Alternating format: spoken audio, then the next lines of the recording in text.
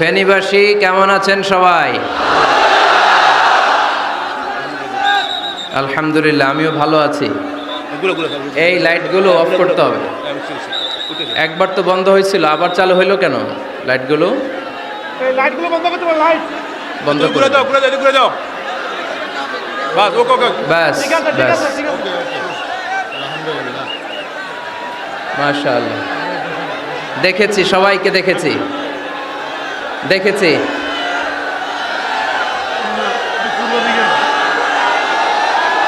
হ্যাঁ, সবাইকে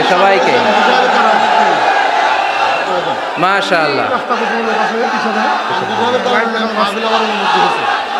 মাশাআল্লাহ।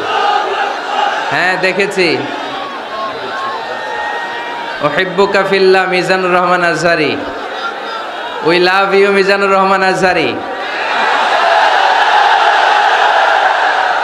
তারালিয়া শান্তি সংঘ থেকে আজহারি হুজুরকে আন্তরিক শুভেচ্ছা।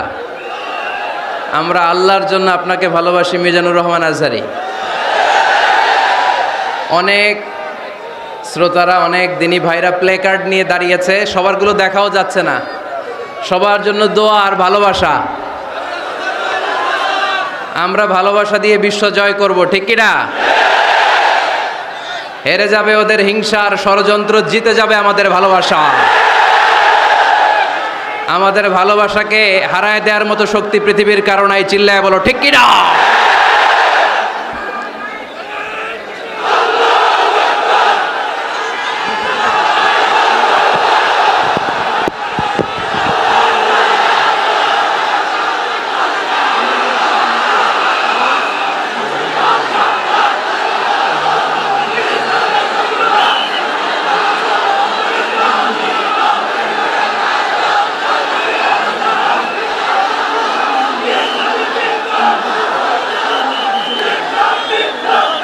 মাশাআল্লাহ মাশাআল্লাহ। যারা না বুঝে কোরআনের প্রোগ্রাম বানচাল করতে চায়, তাদের এসে দেখা উচিত যে জনগণকে ভুলভাল বোঝানোর দিন শেষ। তাওহীদি জনতা এখন অনেক সচেতন। কোরআন প্রেমী তাওহীদি জনতা কোরআন আর সুন্নাহ এই দুইটাই বুঝে, এই দুইটা ছাড়া কিচ্ছু বোঝে না। এই জন্য কোরআন আছে যেখানে আমরা আছি, সুন্নাহ আছে যেখানে আমরা আছি, ইসলাম আছে যেখানে আমরা আছি।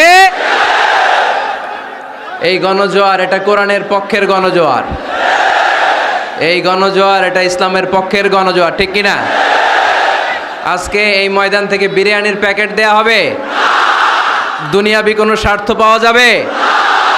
একজনকে খুশি করতে এসেছি, চিল্লায় বলতে হবে তিনি কে?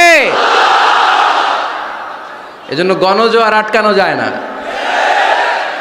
আপনারা বানের পানি যখন ছুটতে শুরু করে, দেখছেন আপনারা? ওইটারে আটকানো যায়? আটকাইতে গেলে পানি খালি বাড়তে থাকে, ফুলে ফেপে উপরে উঠতে থাকে। একসময় যারা বাদ দিতে আসে এদেরকে সব ভেঙে মেসাকার করে দেয়। এজন্য যারা কোরআনের মাহফিলকে বানচাল করতে চায়, এরা বোঝে নাই, না বুঝে এগুলো করেছে। আমরা তাদের জন্য দোয়া করি, কারণ আমাদের হৃদয়ে তাদের জন্য ভালোবাসা আছে না নাই?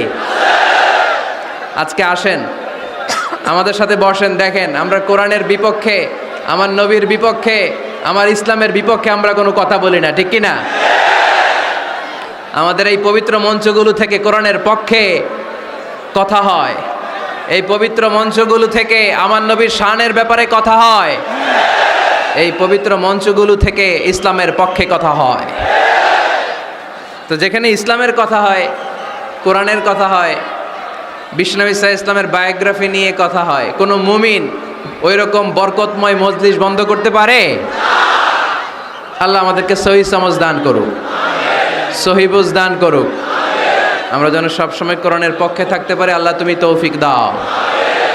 আজকের এই মাহফিলটাকে আল্লাহ তুমি আমাদের নাজাতের ওসিলা বানাও। আওয়াজ করে উত্তর দেন, সকল প্রশংসার মালিককে, সকল ক্ষমতার উৎসকে। কেউ যেটা পারে না পারে কে? কেউ যেটা দেখে না দেখে কে? কেউ যেটা শোনে না শোনে কে? সে আল্লাহর জন্য আওয়াজ করে আমরা পড়ব আলহামদুলিল্লাহ। সবাই পড়েন রব্বানা লাকাল হামদ হামদান কাসীরান তাইয়িবান মুবারাকান ফীহি ইয়া রাব্বি লাকাল হামদু কামা ইয়ানবাগি লিজালালি ওয়াজহিকা ওয়া আযীমি সুলতানিকা লাকাল হামদু বিল ঈমান লাকাল হামদু বিল ইসলাম লাকাল হামদু বিল কুরআন। আমরা প্রশংসা করলাম কার? সব সময় প্রশংসা করব কার? আমরা যেন মনিবের, আমার রব্বে করিমের, আল্লাহ রব্বুল ইজ্জা ওয়াল জালালের প্রশংসা যেন বেশি বেশি করতে পারে। আল্লাহ তুমি তৌফিক দাও। আর জোরে পড়েন আমিন। উত্তর কাশিমপুর মডেল দাখিল মাদ্রাসার উদ্যোগে আজকের এই বিশাল তাফসিরুল কোরআনের মাহফিল। মাদ্রাসাটা কোন দিকে? এই পাশেই। এটার আগে একটা ডেট হয়েছিল, ওই দিন আমরা আসতে পারি নাই। কয় তারিখে? ডিসেম্বরের 4 তারিখ। জি জি, আসার কথা ছিল, আমারও আসার খুব ইচ্ছা ছিল, কারণ ফেনীবাসীদেরকে আমি ভালোবাসি, ফেনীবাসীরা ভালোবাসে আমায়। তো আসার সুযোগ হয় নাই। কাদারাম মাকদুরা, মহাবিশ্ব সৃষ্টির 50,000 বছর আগে এই পৃথিবীতে কি ঘটবে তার সব লিপিবদ্ধ করে রেখেছেন কে? আল্লাহ। এখানে মিলন মেলা ঘটাবে আজকে, এটা কি 4 তারিখে করা সম্ভব? না, তাকদীরে আমাদের জন্য আল্লাহ তাআলা আজকে রেখে দিয়েছেন। এজন্য আজকে আমরা একত্রিত হয়েছি। আলহামদুলিল্লাহ পড়েন। সময় সকাল 10টা থেকে দিয়ে রাখছেন, তো এদেরকে তো কষ্ট দিয়েছেন আপনারা।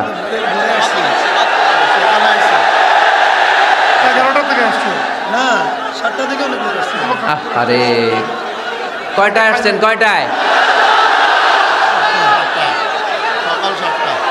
সকাল 7টায়, কেউ 8টায়। এরা একেবারে 7টার দিকে আসছে।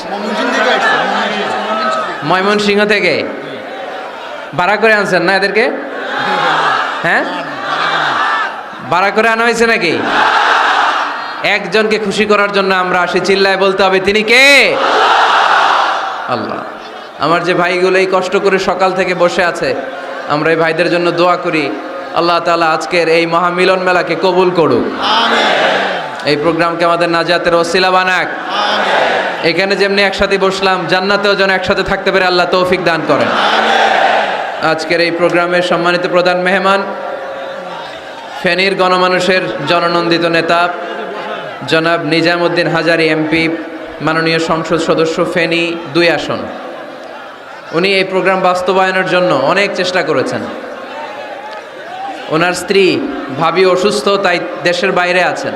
আমরা ওনার জন্য এবং ভাবির জন্য দোয়া করি, আল্লাহ ওনাদেরকে তুমি ইসলামের জন্য কবুল করো। আমাকে রেখেছেন প্রধান মুফাসসির। আমার আগে কথা বলেছেন হযরত মাওলানা অধ্যক্ষ মফিজুল ইসলাম সাহেব, খতিব পদ্মা টেক্সটাইল মিল মসজিদ। হযরত মাওলানা মোহাম্মদ জাকারিয়া, অধ্যক্ষ জিরানহাট ফাজিল ডিগ্রি মাদ্রাসা। হযরত মাওলানা রহমতুল্লাহ সাহেব, আরও অনেকে কথা বলেছেন। আজকের এই প্রোগ্রামের সভাপতিত্ব করছেন আলহাজ হযরত মাওলানা মশিউর রহমান খন্দকার সাহেব, প্রতিষ্ঠাতা পরিচালক অত্র মাদ্রাসা ও প্রিন্সিপাল পাঠাননগর আমিনিয়া ফাজিল ডিগ্রি মাদ্রাসা ছাগলনাইয়া। আসছে হুজুর? আচ্ছা আচ্ছা, আসেন। মাশাআল্লাহ। এরপরে আপনাদের প্যানেল মেয়র সাহেব আছেন, এরপর চেয়ারম্যান ভাইরা আছেন, এরপর জেলা পরিষদ সদস্য ভাই আছেন, চেয়ারম্যান সাহেব আছেন। আলহামদুলিল্লাহ, সব নেতা খেতা নিয়ে আজকে বসছি। মাশাআল্লাহ। ফেনীর নেতারা কোরআনের পক্ষে, ঠিক কিনা? 64 জেলার সব নেতাগুলো কোরআনের পক্ষে থাক, আমরা চাই কি চাই না? বাংলার 56,000 বর্গ মাইলের প্রতিটা ইঞ্চি মাটি কোরআনের ঘাঁটি হোক, আমরা চাই কি চাই না? আমরা এই বাংলাদেশে কোরআনের ঘাঁটি গড়তে চাই, আমরা ইসলামকে বিজয়ী শক্তি হিসেবে দেখতে চাই, ঠিক কিনা? এরপরে আমার নানা ভাই আছেন পাশে, ডক্টর শামসুদ্দিন আমার নানা ভাই, তারপর ডক্টর মোজাম্মেল হক আজহারি আছেন, তারপরে এই যে এয়ারপোর্টে গেলে ভাই ভিআইপি লাউঞ্জে খুব সময় দেন এরকম অনেকে আছেন। সব ওলামা হজরতের নাম যদি আমি বলতে পারতাম ভাল লাগতো। আইম্মাতুল মাসাজিদ, মসজিদের ইমাম সাহেবেরা, মুয়াজ্জিন সাহেবেরা, খতিব সাহেবেরা, কওমি মাদ্রাসার মুহতামিম সাহেবরা, আলিয়া মাদ্রাসার প্রিন্সিপাল হুজুরেরা, স্কুল কলেজ ইউনিভার্সিটির শিক্ষকেরা, পর্দার আড়ালে মায়েরা বোনেরা, আপামর তৌহিদি জনতা, আর আমার কলিজার টুকরা যুবক ভাইয়েরা, সব যুবক, বেশিরভাগ যুবক, মাশাআল্লাহ মাশাআল্লাহ মাশাআল্লাহ। আমাদের হাতে সময় খুব কম। সামনে এশার আজান, এই আজানের আগ পর্যন্ত আমরা কিছু কথা শুনবো, ইনশাল্লাহ। পড়েন, আওয়াজ করা যাবে না। এখন আমি আওয়াজ শুনতে পাচ্ছি, আওয়াজ করা যাবে না। দেখেছি, সবাইকে দেখেছি, মাশাআল্লাহ। হ্যাঁ দেখলাম, হ্যাঁ শুরুতেই হাত নাড়িয়ে শুভেচ্ছা জানিয়েছি, বারবার করা যাবে না। দেখলাম সবাইকে, থামতে হবে এবার। মাশাআল্লাহ, ফেনের ছেলেরা অনেক ভদ্র। এত বড় গ্যাদারিং কিন্তু অল্পতেই থেমে গেছে। অন্যান্য জায়গায় অনেক চিৎকার চেঁচামেচি করতে হয়, আলহামদুলিল্লাহ একটা আওয়াজ হবে না।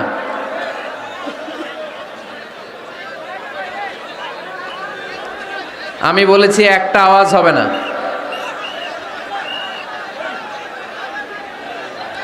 ওই যে আমি একটা আওয়াজ হবে না বলছি, ওরা দুইটা আওয়াজ করতেছে। আওয়াজ করবেন না, না, নো সাউন্ড। আজকে আমরা সূরাতুল হুজরাত থেকে কথা শুনবো। কোন সূরা থেকে? হুজরাত। সবাই বলেন হুজরাত। হুজরাত শব্দটা হুজরা শব্দের প্লুরাল, অর্থ হচ্ছে কামরা। মসজিদে ইমাম সাহেবের হুজরা আছে না নাই? ইমাম সাহেবের কামরা আছে না? আছে। তো আল্লাহ রাসূল সাল্লাল্লাহু আলাইহি সাল্লামের এরকম হুজরাখানা ছিল। এট এ টাইমে আল্লাহর হাবিব সাল্লাল্লাহু আলাইহি ইসলামের 9টা হুজরাখানা ছিল, যেখানে 9 জন বিবি বসবাস করতেন। কিছু বেদুইন লোকজন এসে কেমন করে বিশ্বনবী সাল্লাল্লাহু আলাইহি ইসলামের সাথে আচরণ করতে হবে এটা জানতো না। তাদের মধ্যে সভ্যতা ভব্যতার ছোঁয়া স্পর্শ লাগেনি। পরে আমরা নিজেরা নিজেদেরকে যেমনে ডাকি, তারাও এসে বিশ্বনবীকে এভাবে ডাকা শুরু করলো। কারো নাম যদি হয় আব্দুল্লাহ, আব্দুল্লাহর বন্ধু তারা ডাকবে এই আব্দুল্লাহ। কারো নাম যদি হয় করিম, তার বন্ধুটা ডাকে এই করিম। কারো নাম যদি হয় আবু বকর, তার বন্ধুটা ডাকে এই আবু বকর। কিন্তু বিশ্বনবী সাল্লাল্লাহু আলাইহি ইসলামকে কি এই মুহাম্মদ এইভাবে ডাকা যাবে? না, ডাকা যাবে না। যদিও তিনি মানুষ, কিন্তু অসাধারণ মানুষ। যদিও তিনি নবী, তিনি মহানবী। তিনি সব নবীদের নবী, ঠিক কি না? As a father, as a teacher, as a commander, as a law giver, as a law maker, Muhammad is the superman of the world. সুবহানাল্লাহ পড়েন।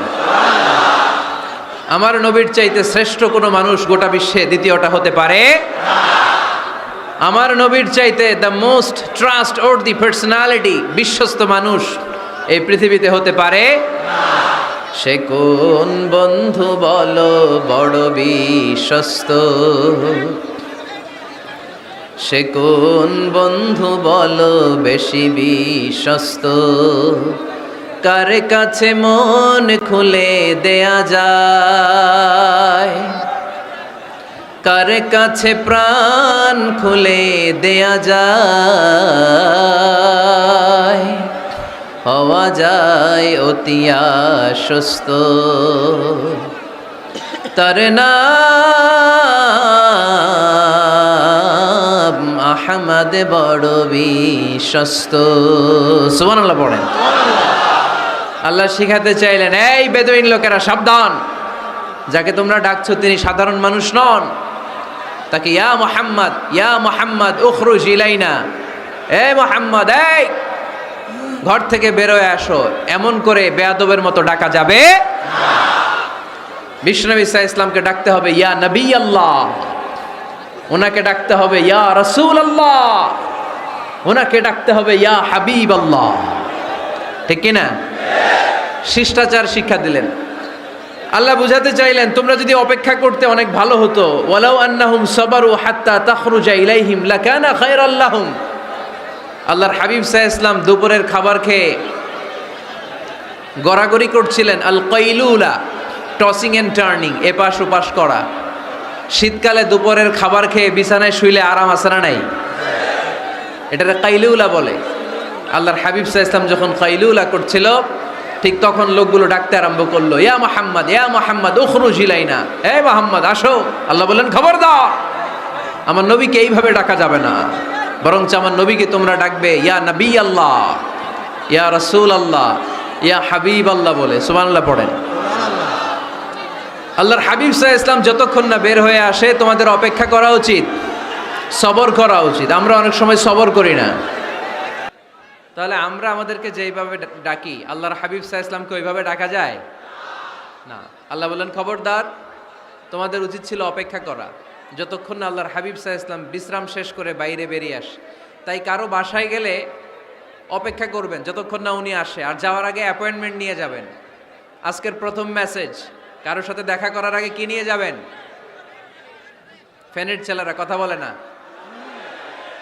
অ্যাপয়েন্টমেন্ট নিয়ে যেতে হবে। অনেকে খালি অস্থিরতা করে, চেয়ারম্যান সাহেবের বাড়িতে গেছে, সিগনেচার লাগবে, যেই অস্থির, আরে বেরোয় না কেন, চেয়ারম্যান সাহেব আসে না কেন, এতক্ষণ ধরে বসে আছে। এরকম বিরক্ত, খালি কমপ্লেইন করে, অভিযোগ করে, এরকম কিছু লোক আছে না নাই? খেয়াল রাখবেন, যারা ব্যর্থ, জীবনে ব্যর্থ, তারা সবসময় শুধু কমপ্লেইন করে, অভিযোগ, মানুষের কাছে অভিযোগ, আল্লাহর কাছে অভিযোগ, আমার এইটা নাই, ওইটা নাই, আল্লাহ আমার এইটা দাও নাই, ওইটা দাও নাই। আর সফল ব্যক্তিরা কখনো অভিযোগ করে না, খালি শুকরিয়া করে, ঠিক কিনা? Now the decision is yours, you wanna be successful or unsuccessful. আপনি সফল হতে চান না ব্যর্থ হতে চান? তাহলে সফল হলে সবসময় পড়তে হবে আলহামদুলিল্লাহ।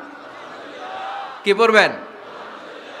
হুজুরের সাথে দেখা করতে গেছে, যে এই হুজুর আসে না কেন, কতক্ষণ ধরে বসে আছি। আরে হুজুরও মানুষ, হুজুরও অসুস্থ হয়, হুজুরেরও ফ্যামিলি আছে, হুজুরের ঘুমানো লাগে, হুজুর রোবট না। আমাদের যখন অ্যাপয়েন্টমেন্ট নেয় মেপে দেয়, হুজুর এই তো সহজ, আপনি এটা করে আসবেন, এরপরে হেলিকপ্টার রেডি, এরপরে ওইটাতে যাবেন, ওইখান থেকে হেলিকপ্টার রেডি। আমি রোবট, হুজুর কি রোবট? হুজুর তো মানুষ না। এগুলো করবেন না, ধৈর্য ধরতে শিখুন, একটু স্থির হন। স্টপ, অনেক হয়েছে, আর না। অস্থির জীবন আমরা চাই না। এই কোরআন আমাদেরকে অস্থির সময়ে স্বস্তির বাণী শোনায়, ঠিক কিনা? কিসের বাণী শোনায়? স্বস্তির বাণী। কোন সময়ে? অস্থির সময়ে স্বস্তির বাণী শোনায় কোরআন, ঠিক কিনা? এজন্য আজকের প্রথম মেসেজ হচ্ছে, কারো বাসায় গেলে পারমিশন নিতে হবে। দরজার সামনে যেয়ে আগে সালাম দিবেন 3 বার। কয়বার? অনুমতি চাইবেন, অনুমতি দিলে ঢুকবেন, অনুমতি না দিলে বের হয়ে চলে আসবেন। পারা যাবে? এজন্য রব্বুল আলামিন বলেন, ইয়া আইয়ুহাল্লাযীনা আমানু লা তাদখুলু বুয়ুতান গায়রা বুয়ুতিকুম হাত্তা তাস্তানিসু ওয়া তুসাল্লিমু আলা আহলিহা যালিকুম খায়রুল লাকুম লাআল্লাকুম তাযাক্কারুন। সুবহানাল্লাহ পড়েন। আল্লাহ ডেকে বললেন, ও ঈমানদারেরা শোনো শোনো, তোমরা যখন অন্য কারো বাড়িতে যাবে, খবরদার অনুমতি না নিয়ে, সালাম না দিয়ে ঘরে ঢুকে যেও না। দরজার সামনে দাঁড়িয়ে থাকো, দরজার সামনে দাঁড়িয়ে দাঁড়িয়ে 3 বার অনুমতি চাও, তারপরে সালাম দাও। অনুমতি দিলে ঢুকবা, নচেত চলে যাবা, ঠিক কিনা? এই আইনটা কার? ফেনীবাসী কি আইনটা মনে রাখতে পারবে? কারো বাসায় যাওয়ার আগে অ্যাপয়েন্টমেন্ট নিয়ে যাব, আর যে হুট করে দরজার ভিতরে ঢুকে যাব না, অপেক্ষা করব। You have to wait. তিনি আসতে বললে এরপরে ঢুকবো, মনে থাকবে? কারো ঘরে অনুমতি না নিয়ে ঢুকা কবিরা গুনাহ। কি গুনাহ? আমরা এগুলোর ইসলাম মনে করি না। আমরা ম্যানার জানি না, আমরা সোশ্যাল নর্মস জানি না। আমরা মনে করি নামাজ, রোজা, হজ, জাকাত, জিকির এগুলাই ইসলাম, ঠিক কিনা? ধরাবাঁধা ইসলাম হিন্দু ধর্মের মতো গদবাঁধা কোনো ধর্ম নয়। আমাদের মসজিদ এটা গির্জা, প্যাগোডা, সেনাগোগ আর গুরুদুয়ারার মতো যে কোনো আবাদতগাহ নয়। আমাদের মসজিদগুলো আমাদের সামাজিক ঐক্যের কেন্দ্রবিন্দু। আমাদের ইসলাম হচ্ছে আমাদের জীবন চালানোর মেথোডোলজি। কেমন করে এই লাইফটা সুন্দর হবে, স্মুথ হবে, তার সব নির্দেশনা কোরআনের ভেতরে আছে না নাই? এজন্য বিশ্বনবী বললেন, খবরদার কারো ঘরে যাওয়ার আগে সালাম দাও, পাশাপাশি অনুমতি চাও। এক সাহাবী দাঁড়িয়ে বললেন, ইয়া রাসূলুল্লাহ, ইয়া হাবিবাল্লাহ, আমার ঘরে আমরা কেবল দুইজন থাকি, দুইটা ঘর। এক ঘরে থাকে আমার আম্মা, আরেক ঘরে থাকে আমি। আফাস্তাদিনু আলা উম্মি, আমি কি আমার মায়ের ঘরে ঢোকার আগে অনুমতি নেওয়া লাগবে নাকি? নবী হে, দুইটা রুম আমার ঘরে, এক রুমে আমি, আরেক রুমে আমার মা। আফাস্তাদিনু আলা উম্মি, আমার মায়ের ঘরে যাওয়ার আগে অনুমতি নেওয়া লাগবে? আনা খাদিমুহা, আমি তো তার খেদমত করি, মায়ের ঘরে যাইতে অনুমতি লাগবে? বিশ্বনবী বললেন, নাম ইস্তাযিন আলাইহা, হ্যাঁ অবশ্যই মায়ের ঘরে ঢোকার আগে অনুমতি নিয়ে ঢুকবা। সুবহানাল্লাহ পড়বেন না? সাহাবী বললেন, ইয়া রাসূলুল্লাহ, তিনি তো আমার মা, অনুমতি লাগবে কেন? বিশ্বনবী বললেন, আতুহিব্বু আন তারাহা উরিয়ানাতান, ও সাহাবী, তুমি কি তোমার মাকে উলঙ্গ দেখতে পছন্দ করো নাকি? সাহাবী বললেন, না, কশিন কালেও নয়, আমি কখনো আমার মারে উলঙ্গ অবস্থায় দেখতে পছন্দ করব না। বিশ্বনবী বললেন, তাহলে অবশ্যই অনুমতি নিয়ে ঢুকবা। যদি মারে উলঙ্গ দেখতে মনে না চায় তাহলে ঢুকবা, কারণ ঘরের ভিতরে কে কখন কোন পরিস্থিতিতে থাকে তার কোনো হিসাব আছে। এজন্য সালাম দিবেন, নক করবেন, অনুমতি চাইবেন, তখন নিজেকে নিজে ভিতরে যারা আছে, মহিলা হোক পুরুষ হোক, সামলে নিবে, গুছিয়ে নিবে, তারপরে আপনাকে ঢুকার ব্যবস্থা করে দিবে, ঠিক কিনা? তাহলে মায়ের ঘরে ঢুকতে হলে যদি অনুমতি লাগে, তাহলে বোনের ঘরে ঢোকার আগে অনুমতির দরকার আছে না নাই? আমার পাশের ঘর হচ্ছে আমার ভাইয়ের ঘর, ভাইয়ের ঘরে ঢোকার আগে অনুমতির দরকার আছে না নাই? কাজিন, চাচাতো বোন, খালাতো বোন, চাচাতো ভাই, খালাতো ভাই, পাশের ঘরের ভাবি, পাশের বাড়ির মানুষ, এদের ঘরে ঢোকার আগে অনুমতির প্রয়োজন আছে না নাই? খবরদার, খবরদার, এটা কবিরা গুনাহ। This is my first message to the people of Feni tonight. আজ রাতে ফেনীবাসীদের কাছে আমার প্রথম মেসেজ হচ্ছে, কারো ঘরে যাওয়ার আগে অ্যাপয়েন্টমেন্ট নিয়ে যাব।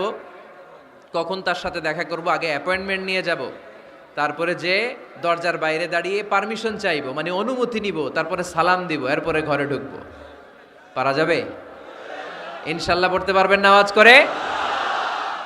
আজকে আলোচনার বিষয় হচ্ছে সূরাতুল হুজুরাত। সূরার নাম কি? হুজুরাত। এটা মাদানী সূরা। কি সূরা?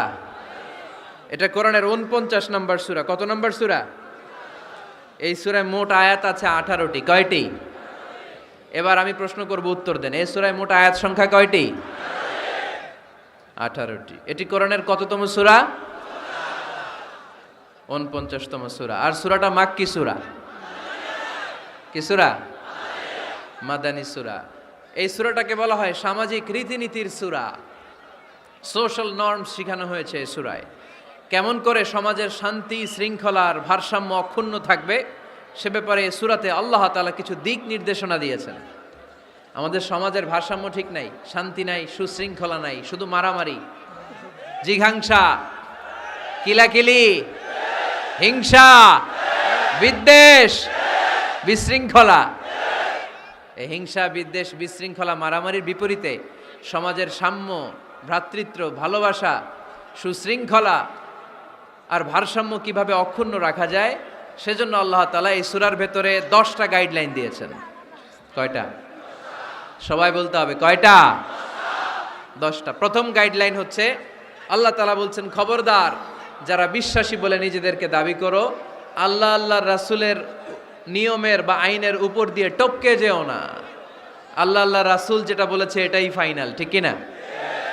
রব্বুল আলামিন বলেন, ইয়া আইয়ুহাল্লাযীনা আমানু লা তুকদ্দিমু বাইনা ইয়াদাইল্লাহি ওয়া রাসূলিহি ওয়াত্তাকুল্লাহ ইন্নাল্লাহা সামিউন আলীম। পড়েন সুবহানাল্লাহ। আল্লাহ বললেন যারা বিশ্বাসী বলে দাবি করে খবরদার, আল্লাহর দেয়া বিধান আর আমার নবীর দেয়া বিধান, এই বিধানগুলাই ফাইনাল। এই ফাইনাল কথার পরে মুমিনের কোনো কথা থাকতে পারে? আল্লাহ যেটা বলেছে, আল্লাহ রাসূল যেটা বলেছে সেটাই ফাইনাল। আওয়াজ করে বলতে হবে সেটা কি? এটা ফাইনাল। এরপর আর নতুন কোনো কথা নাই। যখনই বলা হবে আল্লাহ বলেছে, রাসূল বলেছে, আমরা বলবো আমান্না সামি'না ওয়া আতা'না, আমরা শুনলাম, মানলাম, বিশ্বাস করলাম। আমাদের পক্ষ থেকে আর দ্বিতীয় কোনো কথা নাই, ঠিক কি না? এজন্য আল্লাহ বললেন খবরদার, আমি আর আমার রাসূল যেটা দিয়েছি সেটাই ফাইনাল। অতিরিক্ত বুঝতে যেও না, ওভার স্মার্ট সাজতে চেও না। আমি আল্লাহর দেয়া নবীর দেয়া বিধানের সামনে অ্যাডভান্স হতে যেও না, কারণ আমি আল্লাহ আর আমার রাসূল যেই নিয়ম দিয়েছি সেটাই ফাইনাল, সেটাতেই বরকত। কোন মুমিন বান্দাবান্দীদের কাছে যখন আল্লাহ আর আল্লাহ রাসূলের কথা বলা হয় তাদের কাছে এটাই ফাইনাল, ঠিক কি না? ওমা কানা লিমুমিনিন ওয়ালা মুমিনাতিন ইযা কাদাল্লাহু ওয়া রাসূলুহু আমরান আইয়াকুনা লাহুমুল খিয়ারাতু মিন আমরিহিম। মুমিন নরনারীর কাছে যখন বলা হবে এটা আল্লাহর কথা, আল্লাহর রাসূলের কথা, এটাই ফাইনাল। এরপরে মুমিনের আর নতুন কোনো চয়েস থাকতে পারে না। আল্লাহ বলেছে 5 ওয়াক্ত সালাত জামাতের সাথে আদায় করো, এটাই ফাইনাল, ঠিক কি না? আল্লাহ বলেছেন চুরি করলে চোরের হাত কেটে দাও। বিশ্বনবী জীবদ্দশায় চোরের হাত কেটে দেখিয়ে দিয়েছেন, চুরি করলে হাত কেটে দাও, এটাই ফাইনাল, ঠিক কি না? আল্লাহ নিয়ম জারি করেছেন, ও নারীরা পর্দা করে ঘর থেকে বের হও, এর উপরে কোনো কথা নাই, জোরে বলেন ঠিক কি না?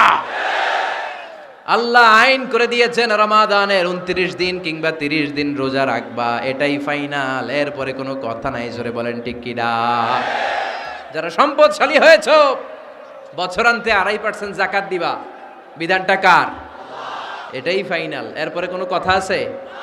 তার মানে আল্লাহ আল্লাহ রাসূল যেটা দিয়েছে এটাই ফাইনাল, এটাই সর্বোৎকৃষ্ট।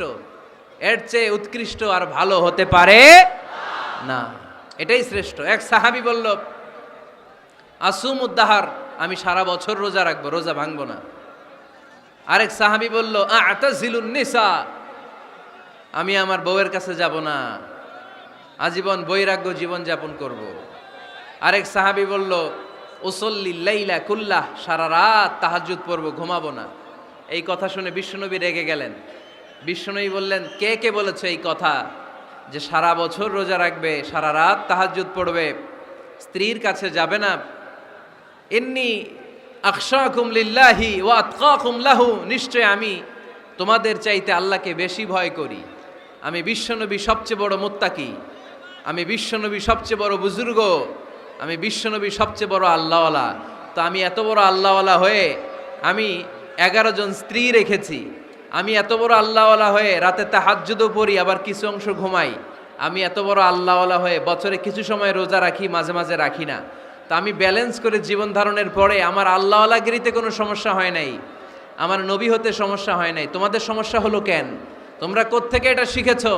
আমি বিশ্বনবী যেটা শিখিয়েছি এটাই ফাইনাল, এর চেয়ে শ্রেষ্ঠ কোনো কাজ আর হতে পারে না। চিল্লায় বলেন ঠিক কি না?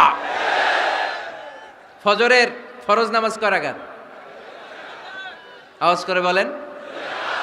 বিধানটা কার?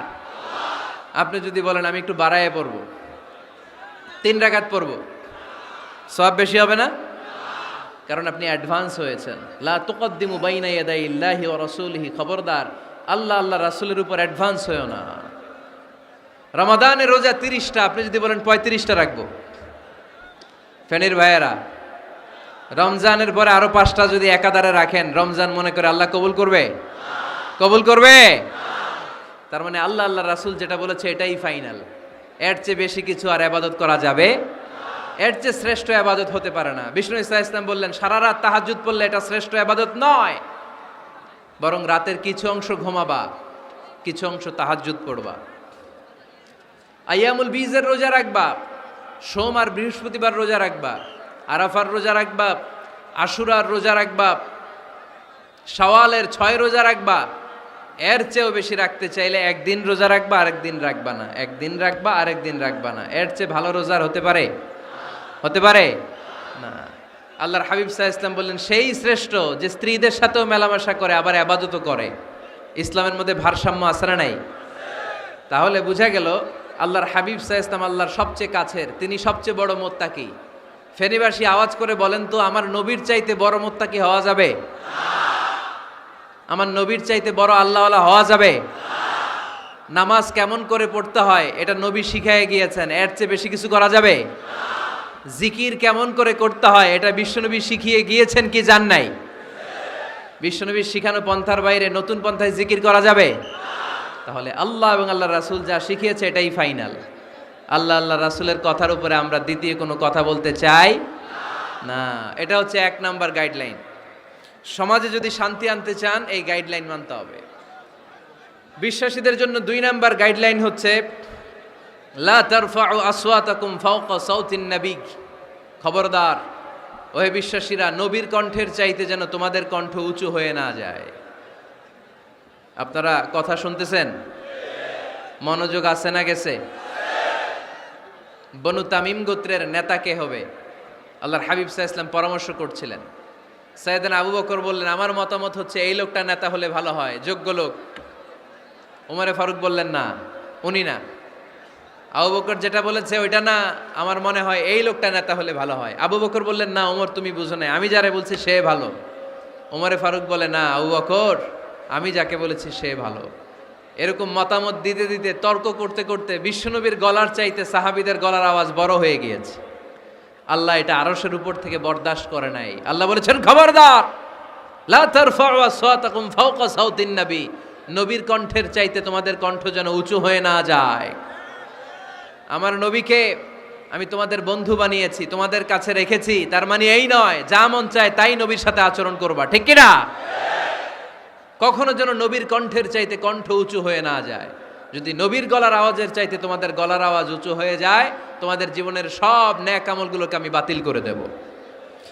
আল্লাহ ধমক দিয়ে বললেন খবরদার, ইয়া আইয়ুহাল্লাযীনা আমানু লা তারফাউ আসওয়াতাকুম ফাওকা সাউতিন নবী ওয়ালা তাজহারু লাহু বিল কওলি কাজহারি বা'দিকুম লিবা'দিন আন তাহবাতা আ'মালুকুম ওয়া আনতুম লা তাশউরুন। পড়েন সুবহানাল্লাহ। আল্লাহ বললেন খবরদার, আমার নবীর কণ্ঠের চাইতে যেন তোমাদের কণ্ঠ উঁচু হয়ে না যায়। আমার হাবিবের কণ্ঠের চাইতে তোমাদের কণ্ঠ যদি উঁচু হয়ে যায় বেয়াদবি হয়ে যাবে, ফলে তোমাদের সব নেক আমল বাতিল করে দিবে কে? এই আয়াত নাজিল হওয়ার পরে সাহাবারা কেউ বিশ্বনবীর সামনে এসে বড় গলায় কথা বলে না, আস্তে আস্তে বলে। কেমনে বলে? ওমরে ফারুক এই আয়াত শুনে এত ভয় পেলেন, তিনি বিশ্বনবীর কাছে কোনো কথা নিয়ে আসলে ফিস ফিস করে বলতেন। বিশ্বনবী শুনতে পেতেন না, বলতেন এই ওমর কি বলছো, বুঝি নাই, জোরে বলো। ওমরে ফারুক সাউন্ড বাড়িয়ে জোরে বলতেন।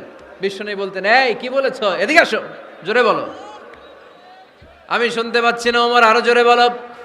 ওমরে ফারুক আবার একটু সাউন্ড বাড়িয়ে আবার বলতে আরম্ভ করতেন। বিশ্বনবী বলতেন আমি শুনতে পাচ্ছি না, জোরে বলো। সুবহানাল্লাহ পড়েন। ভয়ে আন তাহবাতা আ'মালুকুম ওয়া আনতুম লা তাশউরুন। খবরদার, নবীর কণ্ঠের চাইতে যদি কণ্ঠ উঁচু হয়ে যায় সব নেক আমল বাতিল করে দিবে কে? আপনারা যারা হজ উমরা করেছেন, হজ আর উমরা করতে পেরেছেন কারা কারা দেখি? মাশাআল্লাহ। যারা করতে পারি নাই আমরা, আমাদেরকেও যেন আল্লাহ তাআলা তৌফিক দান করে, আমরা পড়ি আমিন। আমরা যেন কাবার চারপাশে তাওয়াফ করতে পারি, সাফা মারওয়ায় যেন সাই করতে পারি, আল্লাহর হাবিব সাল্লাল্লাহু আলাইহি ওয়াসাল্লামের কবরের সামনে দাঁড়িয়ে যেন আমরা সালাতু সালাম পাঠ করতে পারি। আওয়াজ করে পড়তে হবে আমিন। বিশ্বনবী সাল্লাল্লাহু আলাইহি ওয়াসাল্লামের কবরের উপরে এই আয়াতটা লেখা, যে আয়াত নিয়ে আমি এখন আপনাদের সামনে আলোচনা করছি। লা তারফাউ আসওয়াতাকুম ফাওকা সাউতিন নবী। দেখছেন না হাজী সাহেবরা, দেখে আসছেন না? আপনি যখন মসজিদে নববীতে নামাজ পড়বেন, আল্লাহর হাবিব সাল্লাল্লাহু আলাইহি ওয়াসাল্লামের কবর জিয়ারতের জন্য যখন রওনা হবেন, সর্বপ্রথম বাম দিকে পড়বে রাউদাতুম মিন রিয়াদিল জান্নাহ। এই জায়গাটা হলো দুনিয়ার বুকে জান্নাতের বাগান সমূহ থেকে একটা বাগান। আপনি হাঁটতে থাকবেন, হাঁটতে হাঁটতে রাউদাতুম মিন রিয়াদিল জান্নাহ পার হওয়ার পরে বাম দিকে পড়বে বিশ্বনবীর কবর। বিশ্বনবীর কবরের সামনে দাঁড়িয়ে কোনো উম্মত সহ্য করতে পারে নাকি? ধৈর্য ধারণ করতে পারে নাকি? আজীবন যেই নবীর কথা শুনলাম, আজীবন যেই নবীর হাদিস চর্চা করলাম, আজীবন যেই নবীর ভালোবাসা হৃদয়ের মধ্যে ধারণ করলাম, ওই নবী নাকি এই জায়গায় শোয়া, ওই নবী নাকি এখানে শুয়ে আছে, এটা কল্পনা করলে কোনো উম্মাত ধৈর্য ধারণ করতে পারে? কলিজাটা ছিঁড়ে খান খান হয়ে যায়, চিৎকার দিয়ে নবীরে ডাক দিতে মনে চায়, কিন্তু আল্লাহ বলেছেন খবরদার, কবরের উপরে এই আয়াতটা লেখা, লা তারফাউ আসওয়াতাকুম ফাওকা সাউতিন নবী, খবরদার এটা নবীর দরবার, এখানে বড় গলায় চিৎকার চেঁচামেচি করে কোনো আওয়াজ করা যায় না। চিল্লায় বলেন ঠিক কি না? এজন্য আল্লাহ বললেন লা তারফাউ আসওয়াতাকুম ফাওকা সাউতিন নবী, খবরদার নবীর কণ্ঠের চাইতে যেন কণ্ঠ উঁচু হয়ে না যায়। এই আয়াতের হুকুম আল্লাহর হাবিব সাল্লাল্লাহু আলাইহি ওয়াসাল্লামের জীবদ্দশা অবস্থায় যেমন ছিল ঠিক এখনো এটারে বলবৎ রেখেছে কে? তাই ওইখানে আল্লাহর হাবিব সাল্লাল্লাহু আলাইহি ওয়াসাল্লামের কবরের সামনে বুক ফেটে কান্না আসে, আমার নবী, আমার পেয়ারা নবী এখানে, পেয়ারা রাসূল শুয়ে আছে, এটা জেনেও আমি চিৎকার দিতে পারি না, আমি হই হুল্লোড় করতে পারি না, আমি লাফাতে পারি না, আমি শুধু চোখের পানি ছেড়ে আমার নবীরে সালাম পাঠাতে পারি। ঠিক কিনা? এই আয়াতের হুকুম শুধু নবীর ক্ষেত্রেই প্রযোজ্য নয়, আব্বা আম্মার ক্ষেত্রেও প্রযোজ্য। আব্বা আম্মার সামনে দাঁড়িয়ে বড় গলায় কথা বলা যাবে? উস্তাদ আল আসাতেজা যারা আমাদেরকে শিখিয়েছেন তাদের সামনে বড় গলায় কথা বলা যাবে না। আধ্যাত্মিক গুরু, ইসলামী আন্দোলনের নেতা, ধর্মীয় নেতা, ওনাদের সামনেও চোখ রাঙিয়ে কথা বলা যাবে না। চিল্লায় বলেন ঠিক কিনা? লা তারফাউ আসওয়াতাকুম ফাওকা সাউতিন নবী। আদব নাই সমাজে, আদব নাই, এজন্য এত মহা সমস্যা। তাহলে প্রথম মেসেজ হচ্ছে আল্লাহ আল্লাহর হাবিব যা বলেছেন ওইটাই ফাইনাল, ওইটার উপরে কোনো কথা আছে? দ্বিতীয় মেসেজ হচ্ছে নবীর দরবারে দাঁড়িয়ে বড় গলায় কথা বলা যাবে। 3 নম্বরে আল্লাহ বললেন ইয়া আইয়ুহাল্লাযীনা আমানু ইন জাআকুম ফাসিকুম বিনাবাইন ফাতাবায়ানু, ও বিশ্বাসীরা, ও ঈমানদার বান্দারা, তোমাদের সামনে যদি কোনো পাপাচারী, কোনো ফাসেক যদি কোনো খবর নিয়ে আসে, খবরটা বিশ্বাস করার আগে যাচাই করে নিও। ফাতাবায়ানু ইয়ানি ফাতাসাব্বাতু আন সিহহাতিল খবর, খবরটা সহি কিনা যাচাই করার দরকার আছে না নাই? ইযা জাআকুম ইন জাআকুম ফাসিকুম বিনাবাইন ফাতাবায়ানু। ফেনীবাসী মনোযোগ দিয়ে শুনেন, কেউ যদি কোনো তথ্য নিয়ে আসে, খবর নিয়ে আসে, শুনেই হুট করে বিশ্বাস করা যাবে না। ফেসবুকে প্রায় বিভিন্ন ফেক নিউজ আছে না নাই? রুমর, গুজব আছে না নাই? আমি তখন মালয়েশিয়া, হঠাৎ করে দেখলাম নিউজের মধ্যে অনেকে স্ট্যাটাস দিতে শুরু করেছে যে পেঁয়াজের মতো লবণেরও দাম বেড়ে গেছে। এটা কি সত্য নিউজ না গুজব? জোরে বলেন। গুজব। আসলে কি লবণের দাম বাড়ছিল? বাড়ে নাই, কিন্তু না জেনেই অনেকে শেয়ার দিছে। এজন্য ফেসবুকে কোনো নিউজ যদি আপনি দেখতে পান, শুনতে পান, verify, justify the news whether it's true or wrong. Check, make a cross check and double check regarding the authenticity of the report. এই রিপোর্টটা সঠিক কিনা ভেরিফাই করবেন আগে, তারপরে শেয়ার মারবেন। অনেকে আছে সিলে কান নিয়ে গেছে, শুই না সিলের পিছনে দৌড়। আগে কি সিলের পিছনে দৌড়াবেন নাকি কানে হাত দিবেন? নিউজ একটা দেখলেই শেয়ার দেয়া যাবে? কি করবেন? যাচাই করবেন। You have to cross check, you have to justify the news, you have to verify the news. আমরা প্রায় নিউজ একটা দেখলেই শেয়ার দেই। হয়তো একটা ভুল নিউজ আপনি শেয়ার দিয়েছেন, এই ভুল নিউজের কারণে পুরো সমাজের মধ্যে গোলমাল, এর দায়ভার আপনার কাঁধেই বর্তাবে। আওয়াজ করে বলেন ঠিক কিনা? এই ভুয়া নিউজগুলোতে আমাদের খুব আগ্রহ। ফেসবুক নিজের মন মতো ব্যবহার করা যাবে না। প্রায় ফেসবুকে অনেক রুমর পাবেন, গুজব, অনেক স্ক্যান্ডাল। অমুক নেতার গোপন ভিডিও ফাঁস, তো অমুক নেতার গোপন ভিডিও ফাঁস, তোর কি হয়েছে? তোর সমস্যা কি? ওইটা তোর শেয়ার দেয়া লাগবে কেন? চিল্লায় বলেন ঠিক কিনা? মানুষের দোষ আমরা গোপন করতে পারি না। মান সাতারা মুসলিমান সাতারাহুল্লাহু ফিদ দুনিয়া ওয়াল আখিরাহ, যে অন্যের দোষ দেখে গোপন রাখে তার দোষগুলো গোপন রাখবে কে?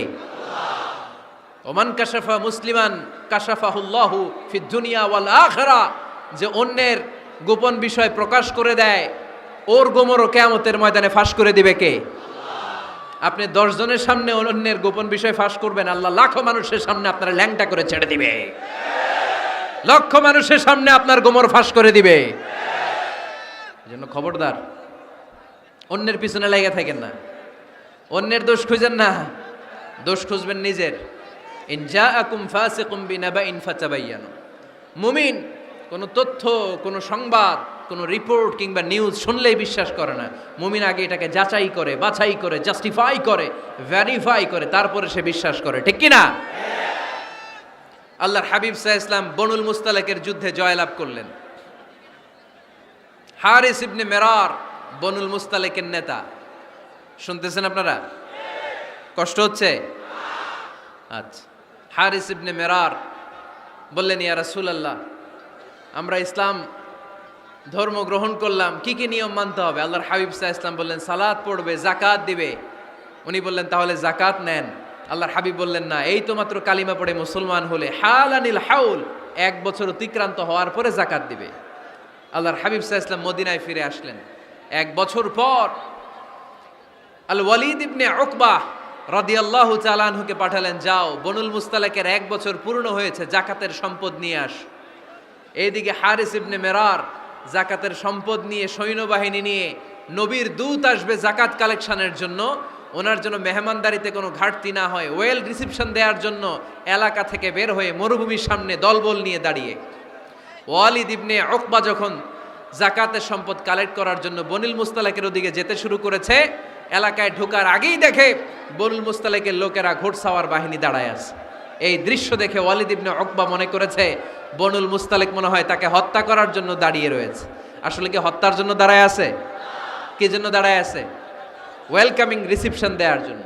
উনি ভয় পেয়ে অ্যাবাউট টার্ন, তথ্য যাচাই না করে মনে করছে আমারে মারবে, ধরবে, about turn, return back to Medina. মদিনায় চলে গেলেন, যে বলে, ইয়া রাসূলুল্লাহ, বনুল মুস্তালিক যাকাত দেওয়া তো দূরের কথা, এগুলো তো সব কাফের হয়ে গেছে। ইয়া রাসূলুল্লাহ, ওরা তো মনে হয় কাফের হয়ে গিয়েছে, যাকাত প্রদান করা তো দূরের কথা, মারার জন্য সৈন্যবাহিনী নিয়ে অ্যাটাক করেছে। বিশ্বনবী রেগে গেলেন।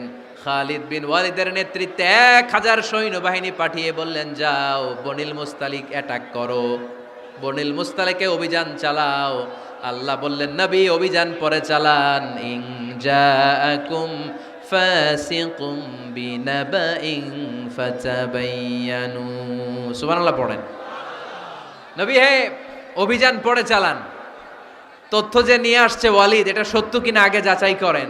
সে যে তথ্য আপনাকে সরবরাহ করেছে, এই তথ্য সঠিক নয়, সে ভুয়া তথ্য দিয়েছে, সে ভুল বুঝেছে, এখানে মিসআন্ডারস্ট্যান্ডিং হয়েছে। আপনি 1000 সৈন্যবাহিনী পাঠাবেন না। আপনার 1000 সৈন্যবাহিনী যে যদি বনুল মুস্তালিককে অ্যাটাক করে, তাহলে এই অ্যাটাকে কোনো ক্ষয়ক্ষতি হলে সবটার দায়ভার আপনার কাঁধেই বর্তাবে। চিল্লায় বলেন ঠিক কিনা? আমার নবীকে শিখানোর মাধ্যমে আল্লাহ তাআলা আমাদেরকে শিখা যাবে না। আগে যাচাই বাছাই করার দরকার আছে না নাই? আছে। আপনার বন্ধু এসে বলল, আরে দোস্ত তুমি এইখানে, ভাবিরে তো দেখলাম বাজারে আরেক লোকের সাথে ঘুরতেছে। আপনি রেগে মেগে আগুন, অফিস থেকে বাসায় যায় বউরে কিল, আইজো মায়ের কাইলো মায়ের, এরকম হতে পারে না? আপনার বন্ধু হয়তো আপনার ওয়াইফের মতো আরেকজন মহিলাকে দেখেছে, এটা হতে পারে কি পারে না? আপনার ওয়াইফকে জিজ্ঞেস করেন নাই, ক্রস চেক করেন নাই, না করে আপনি ঝগড়া মারামারি শুরু করে দিয়েছেন। এই ছোট্ট ঝগড়া থেকে বিচ্ছেদের দিকে, ডিভোর্সের দিকেও যেতে পারে। এরকম আছে না নাই? এরকম অনেক ভুরি ভুরি কেস আমাদের কাছে আছে। নিউজ যাচাই না করে, গুজব আর রুমর যাচাই না করে সিদ্ধান্ত নিয়েছে, পরে মাথার মধ্যে চাপড়ায়, নিজের কপালে নিজে চাপড়ায়। এরকম আছে না নাই? তাহলে আল্লাহ তাআলার দেয়া 3 নাম্বার গাইডলাইন হচ্ছে, কোনো তথ্য শুনেই বিশ্বাস করা যাবে না, আগে যাচাই করতে হবে। আওয়াজ করে বলেন, আগে কি করতে হবে? যাচাই করতে হবে। যাচাই বাছাই ছাড়া আজ থেকে ফেসবুকে আমরা আর কোনো নিউজ শেয়ার দিব? দিবেন? মনে থাকবে? আরে এগুলাই তো জরুরি ওয়াজ। কবরের ওয়াজ তো অনেক শুনছি, জান্নাত জাহান্নামের ভয় আর জান্নাতের নাজ নেয়ামত তো অনেক শুনেছি। সমাজটারে শান্তিপূর্ণ, ভারসাম্যপূর্ণ করার দরকার আছে না নাই? খবর শুনে আমরা বিশ্বাস করি, যাচাই না করে আমরা বলে বেড়াই না। যাচাই না করে নিশ্চিত না হয়ে আজ থেকে কোনো নিউজ আমরা ফেসবুকে শেয়ার দিব না। 4 নম্বরে আল্লাহ বললেন, 4 নম্বর গাইডলাইন আল্লাহ দিলেন, ইয়া আইয়ুহাল্লাযীনা আমানু লা ইয়াসখার কওমুম মিন কওম। খবরদার আমার বিশ্বাসী বান্দারা, আমার ইমানদার বান্দারা কেউ কোনোদিন কাউরে ঠাট্টা বিদ্রুপ করে না। সুবহানাল্লাহ পড়েন। মুমিন বান্দা কাউকে ঠাট্টা করতে পারে, বিদ্রুপ করতে পারে না। আমাদের জিহ্বা আছে বলে আমরা যা ইচ্ছা তাই বলতে পারি, কথা বলেন না কেন? আমাদের কান আছে বলে কান দিয়ে আমরা যা মনে চাই তাই শুনতে পারি। যেন কানে শুনি সদা তোমার কালাম, হে খোদা চোখে যেন দেখি শুধু কোরআনের আয়াত। শোনো আমার মুনাজাত, শোনো শোনো ইয়া ইলাহি আমার মুনাজাত, শোনো আমার মুনাজাত। সবাই আওয়াজ করে পড়েন আমিন। লা ইয়াসখার কওমুন মিন কওম। মুমিন বান্দা কখনো অন্য কাউকে ঠাট্টা করবে না। আমার কোনো ভাই মনে কষ্ট পায়, এরকম কোনো ঠাট্টা বিদ্রুপ খোঁচা মেরে পোক মেরে কথা বলা যাবে না। এটা তার চেহারা নিয়ে না, তার পেশা নিয়ে না, তার বংশ নিয়ে না, তার পরিবার নিয়ে না। তার বাবা চুরি করেছে, আমি কি বলতে পারবো তুই চোরের ঘরের চোর? বলে কি বলে না? কেউ একটু মোটা হইলে কয় তুই মোটুর ঘরের মোটু, চোখে কম দেখলে কয় তুই কানার ঘরের কানা। আছে না নাই? না না, স্টপ, থামেন, অনেক হয়েছে, আর না, এগুলো বলা যাবে না।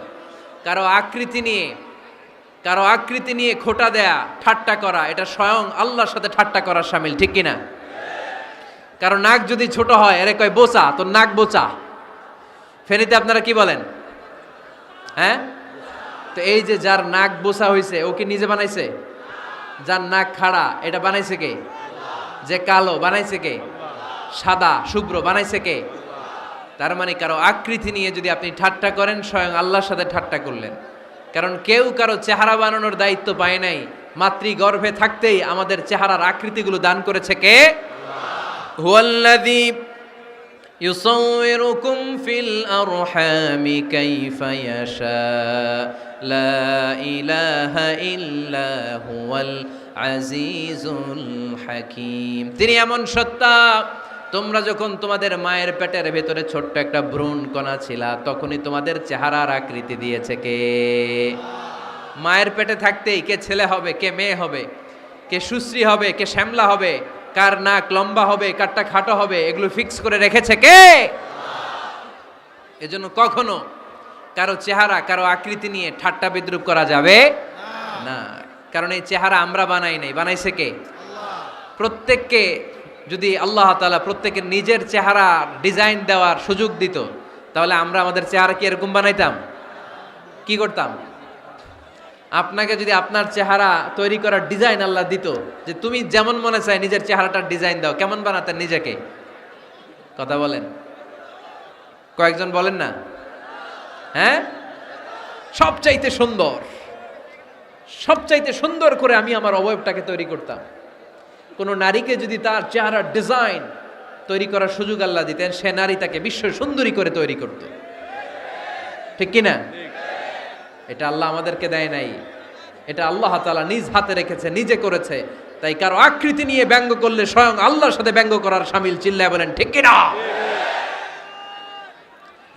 সাইয়েদনা ইবনে মাসউদ রাদিয়াল্লাহু তাআলা আনহুর পায়ের নলা ছিল চিকন।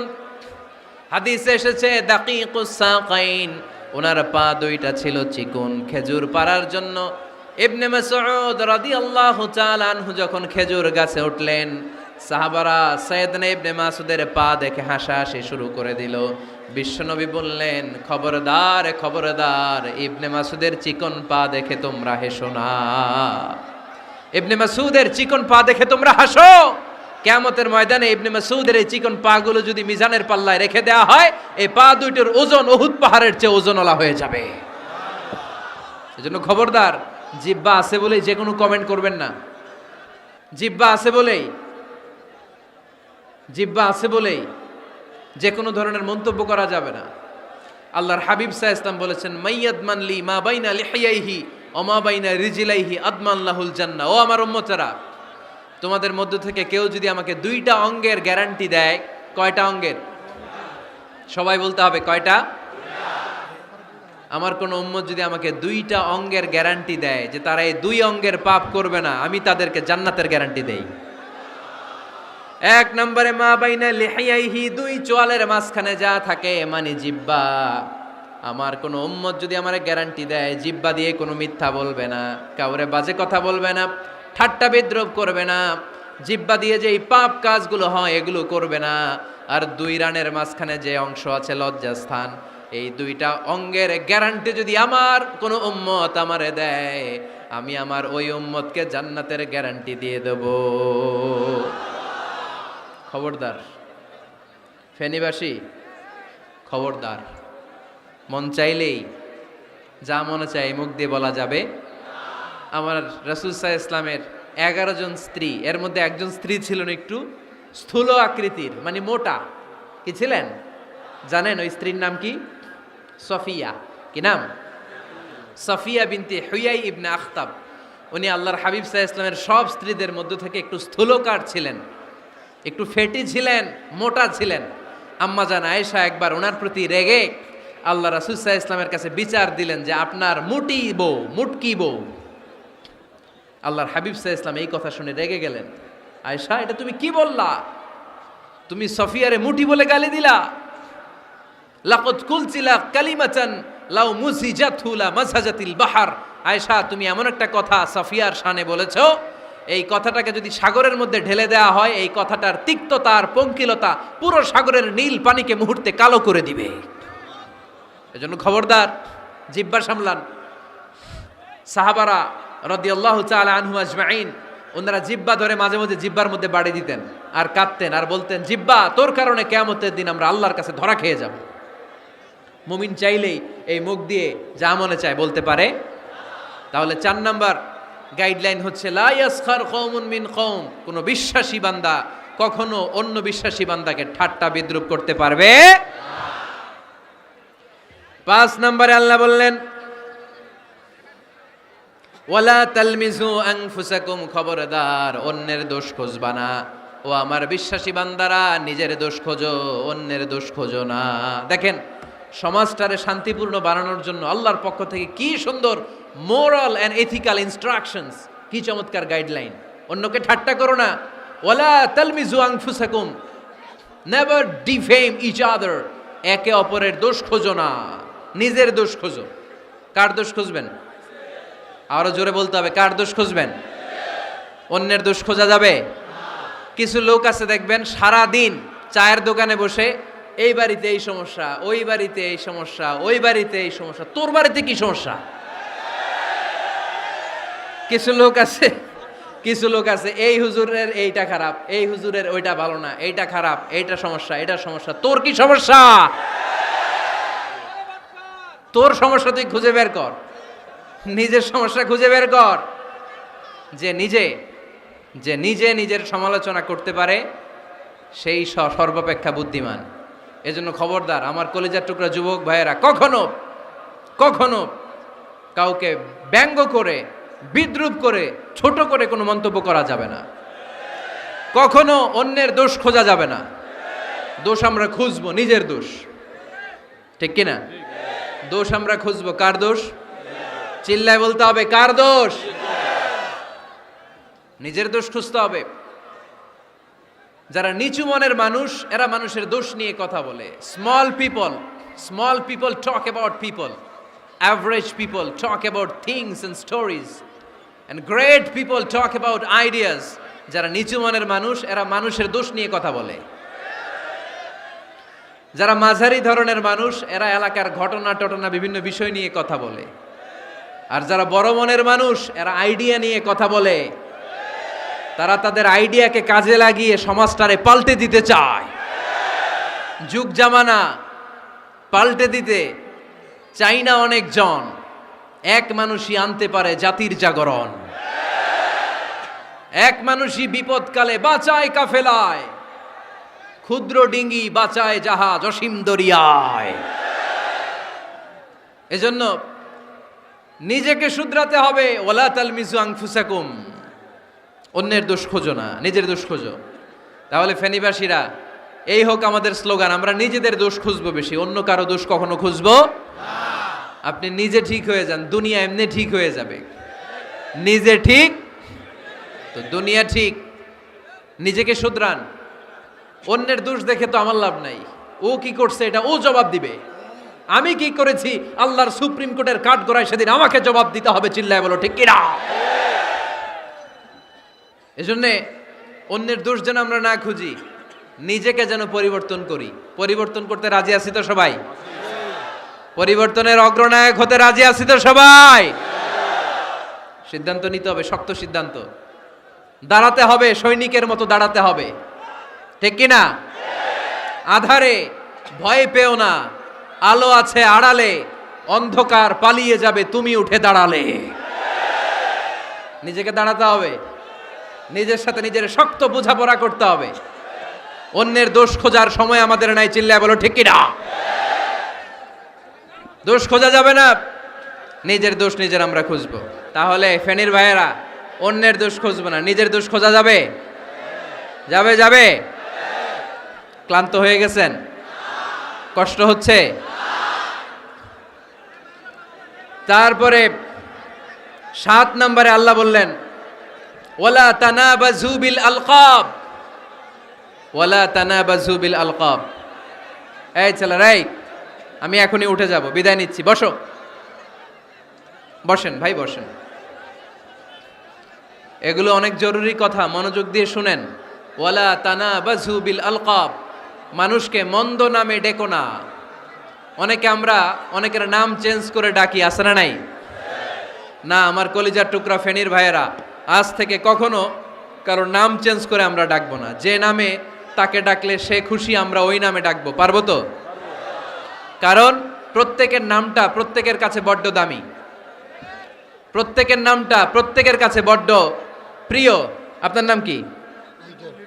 লিটন ভাই, মাউল হক লিটন ভাই। আপনার কাছে মনে হইতে পারে, আরে লিটন একটা নাম হইলো, এ তো কত আছে আমাদের এলাকায়। না, এলাকায় অনেক আছে ঠিক, কিন্তু লিটন ভাইয়ের কাছে লিটন নামটা খুব আদরের, যত্নের, ঠিক কিনা? আমার নাম কি? আমার নাম মিজান। আরে মিজান একটা নাম হইলো নাকি? কত নাম আছে মিজান, এলাকার চিপাই পয়রাস। এটা ঠিক, অনেক নাম আছে মিজান নামে, কিন্তু যেহেতু এটা আমার নাম, আমার কাছে এই নামটা বড় দরদের, বড় যত্নের, বড় আদরের। কারণ এই নামটা আমার পরিচয় বহন করে। ভাইয়ের নাম কি? স্বপন। স্বপন ভাই এলাকায় অনেক আছে না? তো সিম্পল একটা নাম, কিন্তু না, স্বপন মিয়াজি ভাইয়ের কাছে এটা সিম্পল না, এই নামটা ওনার কাছে বড় যত্নের। মানুষ তার নাম খুব পছন্দ করে, নিজের নামের। কারণ দেখবেন কাগজ আর কলম পাইলে সবাই নিজের নাম লেখে, খালি নিজের নামের সিগনেচার দেয়, আছে না নাই? এরপরে দেখবেন যে কক্সবাজারে গেলে সাগরের তীরে বালু পাইলেই বালুর মধ্যে নিজের নাম লেখে, আবার ওই নামের পাশ দিয়ে লাভও আঁকে, আছে না নাই? আমি অনেক দেখেছি, সাগর পারে গেলেই মানুষের মন উথাল পাতাল করে। তো সাগরের বালিতে নিজের নামটা বড় করে লেখে, চারদিক দিয়ে লাভ, মানে এই নামটারে আমি লাভ করি। এটা প্রমাণ করে প্রত্যেকে নিজের নামটারে বড্ড বেশি ভালোবাসে, ঠিক কিনা? এজন্য ফেনীর সোনার টুকরারা, খবরদার বন্ধুরা, নিজেরা যেন একে অপরকে এমন নামে না ডাকি যে নাম শুনলে সে কষ্ট পায়। আজ থেকে কোনো বাজে নামে কাউরে ডাকা যাবে? আব্বা আম্মা আদর করে কত সুন্দর নাম রেখেছে, আবু বাকার, ওরে সবাই ডাকে বকইরা, কপাল পোড়া। আব্বা আম্মা নাম রেখেছে আবু ওয়াক্কাস, ওরে ডাকে আক্কাইচা। কত সুন্দর নাম, আমার আল্লাহর নামের সাথে মিলিয়ে আব্দুল কুদ্দুস নাম রেখেছে, ওরে ডাকে কুদ্দুচ্চা, আছে না নাই? কবিরা গুনাহ করেছেন আপনি, কবিরা গুনাহ। It's not a simple deal, এটা সাধারণ কোনো ব্যাপার না, এগুলো সবগুলো কবিরা গুনাহ। কোনোদিন কাউকে ঠাট্টা বিদ্রুপ করে কিছু বলবো না, কখনো অন্যের দোষ খুঁজবো না, কারো নাম বিকৃত করে কোনোদিন কারো মনে কষ্ট দিব না, ঠিক কি না? এরপরে 8 নম্বরে আল্লাহ বললেন, ইয়া আইয়ুহাল্লাযীনা আমানু ইজতানিবু কাসীরাম মিনায-যন্নি ইন্না বা'দায-যন্নি ইস। অবিশ্বাসীরা খবরদার, অনুমান আন্দাজ নির্ভর কোনো কথা বলবে না, যেটা বলবে নিশ্চিত হয়ে বলবে। কার কথা? অনুমান নির্ভর কোনো কথা, আন্দাজ নির্ভর কোনো কথা কোনো মুমিন বলতে পারে? আমার কথা বোঝা যায়? হ্যাঁ, ফেনীবাসী কথা বোঝা যায়? ফেনী না হেনি?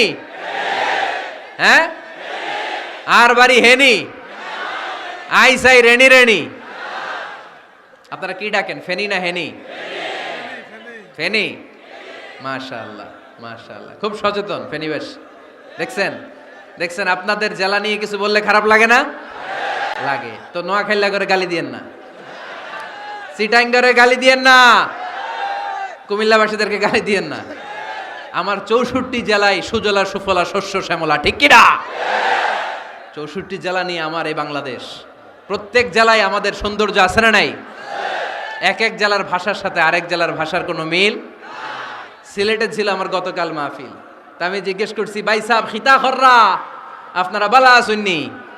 তো মহা খুশি, কারণ ওদের ভাষায় কথা বলেছি, ওরা ওদের ভাষাটারে বড্ড ভালোবাসে। আমরা প্রত্যেকে আমাদের প্রত্যেকের জেলাটারে বড্ড পছন্দ করি, ঠিক কি না? এই যে তানিবু কাসীরাম মিনায-যন, আন্দাজ অনুমান নির্ভর কথা মুমিন কখনো বলতে পারে? এজন্য আল্লাহর হাবিব বললেন, ইয়াকুম ওয়ায-যন ফাইন্নায-যন্না কাযাবুল হাদিস। খবরদার, তোমাদের উচিত আন্দাজ অনুমান নির্ভর কথা থেকে বেঁচে থাকা, কেননা অনুমান করে কথা বললে পাপ হয়। অনুমান করে কথা বললে কি হয়? আজকে থেকে আমার ফেনীর সোনার টুকরারা অনুমান করে আন্দাজে কোনো কথা বলবো আমরা? বলবো না। ধারণা করে কিছু বলবো না, আর ধারণা করলেও ভালো ধারণা করব। কি ধারণা? রাস্তা দুইটা, একটা পজিটিভ আর একটা নেগেটিভ। মুমিন পজিটিভ ধারণা করে, মুমিন কখনো নেগেটিভ ধারণা করে না। তাহলে কোন দিকে যাব, পজিটিভ না নেগেটিভ? আওয়াজ করে, পজিটিভ না নেগেটিভ?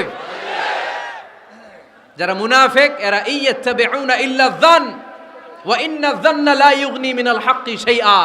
যারা মুনাফিক এরা আন্দাজ অনুমান নির্ভর মানুষের ব্যাপারে কথা বলে, আর আন্দাজ অনুমান কখনো সত্যের বিকল্প হতে পারে না। আন্দাজ অনুমান কখনো সত্যের বিকল্প হতে পারে? এজন্য দৃষ্টিভঙ্গি বদলান, জীবনকে বদলায় দিবে কে? আমরা কখনো কোনো নেগেটিভ কথা বলবো না, অলওয়েজ পজিটিভ। অলওয়েজ কি? এই যে আমার হাতে কি দেখা যায়? পানির বোতল, তাই না? এখানে অর্ধেক পানি ভরাস। কাউকে যদি প্রশ্ন করি, ভাই কি দেখতে পাচ্ছেন, একদল বলবে এখানে অর্ধেক বোতল খালি দেখা যায়। উত্তরটা সঠিক, আসলে বোতলের অর্ধেক খালি।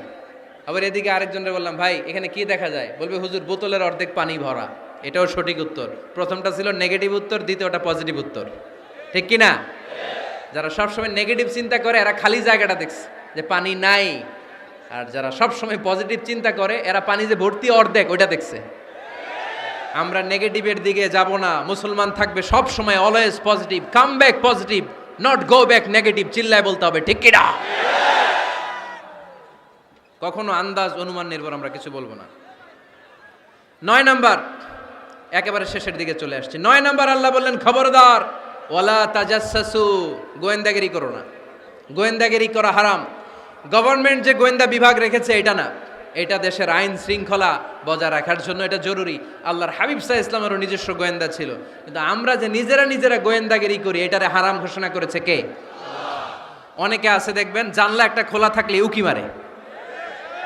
আলহামদুলিল্লাহ ফেনীতে এগুলা নাই।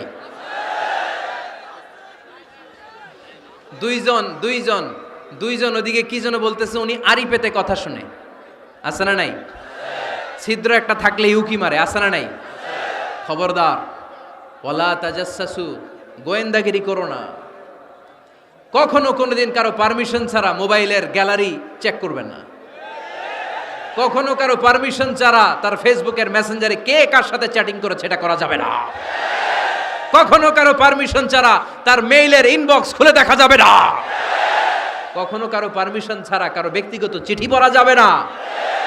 দিস ইজ ইসলাম, এটাই ইসলাম। আমরা ইসলামরে শুধু নামাজ আর রোজা আর জিকির আর এই দাড়ির মধ্যে সীমাবদ্ধ করেছি। প্রত্যেকের একটা প্রাইভেসি আছে না নাই? Everyone has privacy and no one should interfere in his privacy or in her privacy. প্রত্যেকের একটা প্রাইভেসি আছে না নাই? মানুষ ছোট হলেও তার একটা সম্মান আছে না নাই? এজন্য ছোট্ট বাচ্চাদেরকে কখনো প্যান্ট খুলতে বলবেন না। অনেকে বলে আরে ছোট মানুষ খোল খোল, আরে তুই খোল, এই খোল খোল খোল, তো আছে না নাই? ওরও প্রেস্টিজ আছে, ওরও সম্মান আছে। খবরদার, everyone has a personal space and no one should interfere someone's personal space.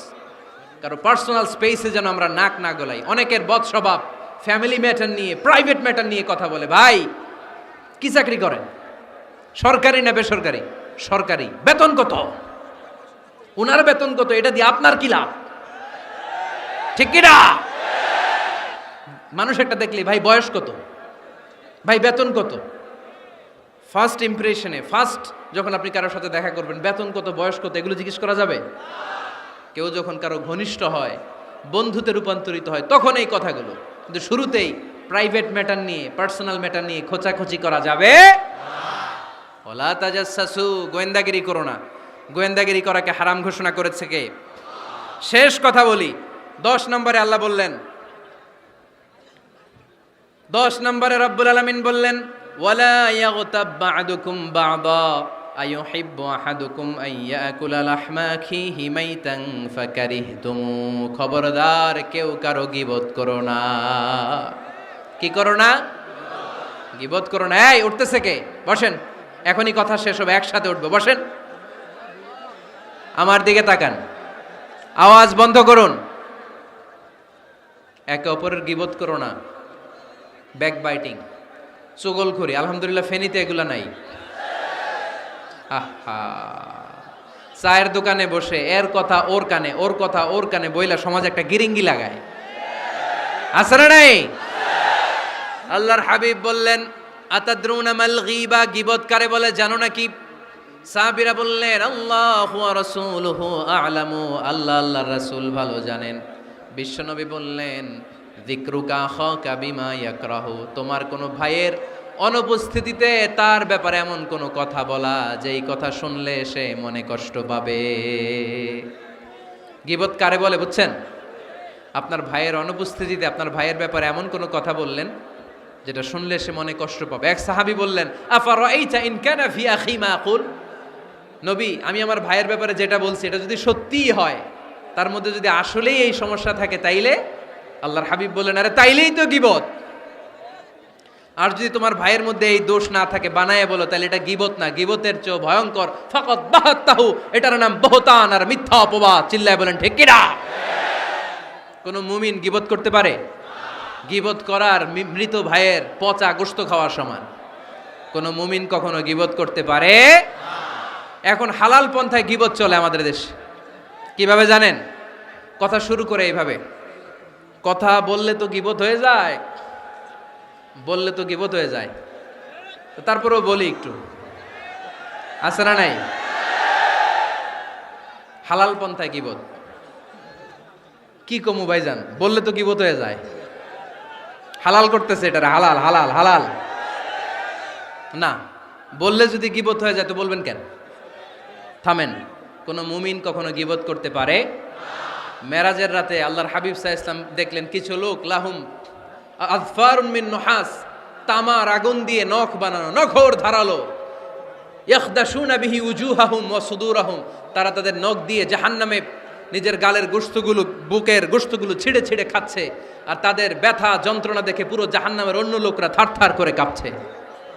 আল্লাহর হাবিব বললেন ইয়া জিবরিল মান হুম মান হাউলা, এরা কারা? সাইয়েদনা জিবরিল বললেন হুম আহলুল গীবাতি মিন উম্মাতিক, এরা আপনার উম্মতের মধ্যে চায়ের দোকানে বসে বসে যারা গীবত করেছিল তারা। এজন্য কোন মুমিন গীবত করতে পারবে না। অন্যের গীবত আমরা করব না, দোষ খুঁজলে নিজের দোষ খুঁজবো। এই 10টা গাইডলাইন এই ফেনী জেলায় যদি কালকে থেকে ইমপ্লিমেন্ট হয়, আপনাদের কি মনে হয় ফেনীর কোনো এলাকাতে কোনো থানাতে মারামারি বিশৃঙ্খলা এগুলো থাকবে? থাকবে? সব শেষে আল্লাহ তাআলা আমাদেরকে ঐক্যবদ্ধ হওয়ার কথা বললেন। আল্লাহ 5 বার বিশ্বাসীদেরকে ডাক দিলেন, 6ষ্ঠবারে আল্লাহ দুনিয়ার সবাইরে ডাক দিলেন, আস্তিক নাস্তিক হিন্দু বৌদ্ধ এদেরকে ডেকে আল্লাহ শেষ করলেন। শেষ কথা শুনতে মনে চায়? এতক্ষণ আল্লাহ বলছি ইয়া আইয়ুহাল্লাযীনা আমানু, এর মানে কি? ওহে ঈমানদারগণ। এবার আল্লাহ ডাক দিছে ইয়া আইয়ুহান নাস। এবার আল্লাহ কি বলে ডাক দিছে? আওয়াজ করে বলতে হবে, কি বলে? এবার আল্লাহ বললেন ইয়া আইয়ুহান নাস ইন্না খালাকনাকুম মিন যাকারিন ওয়া উনসা وجعلناكم شعوبا وقبائل لتعارفوا إن أكرمكم عند الله أتقاكم পড়েন সুবহানাল্লাহ। আল্লাহ ডেকে বললেন ইন্না খালাকনাকুম মিন যাকারিন ওয়া উনসা, ও বিশ্বাসীরা, এটা বলে ডাকে নাই, ও মানব সকল, নিশ্চয় আমি তোমাদেরকে এক নারী আর এক পুরুষ থেকে তৈরি করেছি। ওই পুরুষের নাম কি? ফেনীবাসী আওয়াজ করে বলেন আদম আলাইহিস সালাম। আর ওই নারীটার নাম কি? এই দুইজন থেকে গোটা পৃথিবী। তার মানে আসলে আমরা সব এক। আসলে কি? সব এক। নাস্তিকও আমার ভাই, হিন্দুও আমার ভাই, বৌদ্ধ খ্রিস্টানটাও আমার ভাই। ভ্রাতৃত্ব 3 ধরনের। একটা হচ্ছে মায়ের পেটের ভাই, এটাকে আরবিতে বলে আল উখুয়া আন নাসাবিয়্যা, মায়ের পেটের ভাই, উনি আমার মায়ের পেটের ভাই। আরেকটা আছে আল উখুয়া দ্বীনিয়া, দ্বীনি ভাই। এই যে আমরা সবাই এখানে একে অপরের কি ভাই? দ্বীনি ভাই। 3 নম্বরে হচ্ছে আল উখুয়া আল ইনসানিয়া, মানবতার দিক থেকে ভাই। সে দৃষ্টিকোণ থেকে হিন্দু আমার ভাই, বৌদ্ধ আমার ভাই, কারণ সেও মানুষ আমিও মানুষ। আমাদের সবার বাবার নাম কি? কথা কয় না? আদম আলাইহিস সালাম। সবার মায়ের নাম কি? দেখছেন, আমরা সবাই এক, সবাই এক। বিভেদের প্রাচীর আর বৃত্ত আমরা বানিয়েছি। ইসলাম ধর্ম বর্ণ জাতীয়তাবাদ এগুলোর বাইরে যে এক বিশাল ব্রড মাইন্ডেড রিলিজিয়ন, যেখানে আলাদা আলাদা বৃত্ত টানে নাই। আমরা ধর্ম বর্ণ ভাষা জাতীয়তা এগুলোকে সামনে এনে আলাদা আলাদা পরিচয়ের বৃত্ত বানিয়েছি। আমরা বানিয়েছি শ্বেতাঙ্গ আর কৃষ্ণাঙ্গের পার্থক্য। আমরা করেছি আরব অনারবের বিভাজন। আমরা করেছি ব্রাহ্মণ আর শূদ্রের জাত প্রথা। ইসলামে কোনো জাত প্রথা নাই, শ্বেতাঙ্গ কৃষ্ণাঙ্গের পার্থক্য নাই, প্রেসিডেন্ট কুলিওয়ালা ঠেলাওয়ালার কোনো পার্থক্য আল্লাহর সামনে নাই। চিল্লায় বলো ঠিক কিনা? যার প্রমাণ, প্রেসিডেন্ট যখন নামাজে দাঁড়ায় তার পাশে রিকশাওয়ালাও নামাজে দাঁড়ায়, তার পাশে শিক্ষকও নামাজে দাঁড়ায়, তার পাশে ব্যবসায়ী ভাই নামাজে দাঁড়ায়, তার পাশে ছোট্ট ছেলেটাও নামাজে দাঁড়ায়। আল্লাহর সামনে গোটা সব বিশ্বের মানুষগুলোরে এক কাতারে দাঁড় করিয়ে দিয়েছে কে? কোনো পার্থক্য নাই। এই পার্থক্য বিভেদের প্রাচীর আমরা ভেঙেছি। এই বিভেদের প্রাচীরকে ভেঙে গুড়িয়ে দিতে হবে। আমরা মানুষকে মানুষ হিসেবে কনসিডার করি না। দেখলেই বলি কোন দল করেন, দেখলেই বলি কোন পীরের মুরিদ, দেখলেই বলি কোন দল করেন। না না, সবার আগে পরিচয় হচ্ছে আমরা সবাই মানুষ। বাবার নাম আদম, মায়ের নাম হাওয়া। আর আমাদের মধ্যে সবচেয়ে বড় পরিচয় হচ্ছে আমরা মুসলিম। এখানে আমি মুসলিম ছাড়া আর কাউকে দেখতে পাচ্ছি না। সব মুসলিম। আমার কাছে পীরের মুরিদ নাই, তাবলিগের ভাই নাই, জামাত ইসলাম নাই, শাসনতন্ত্র নাই, ঐক্যজোট নাই, বিএনপি নাই, আওয়ামী লীগ নাই, কিচ্ছু নাই। আমি বুঝি মুসলমান। আমরা একে অপরের মুসলমান বলে কনসিডার করতে চাই না তো, খালি পিস পিস করি, টুকরা টুকরা করে দেশটারে শেষ করে দিলাম। আমাদের প্রভু কয়জন? নবী কয়জন? কোরআন কয়টা? কিন্তু আমাদের মধ্যে বিভাজন। আমরা কি বিভাজন চাই নাকি ঐক্য চাই? আমাদের প্রভু এক, এক নবীর উম্মত, জীবন বিধানে কৈশি বাণী কোরআন। তবে কেন এক নও হে মুসলমান, এক হও এক হও করিয়া আহ্বান। পড়েন আমিন।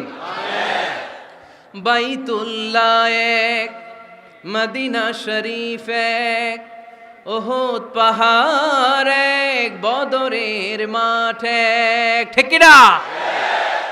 একটা তো জীবন আর মরণ যে একটাই, একের সাথে মিলে মিশে একটাই প্রাণ।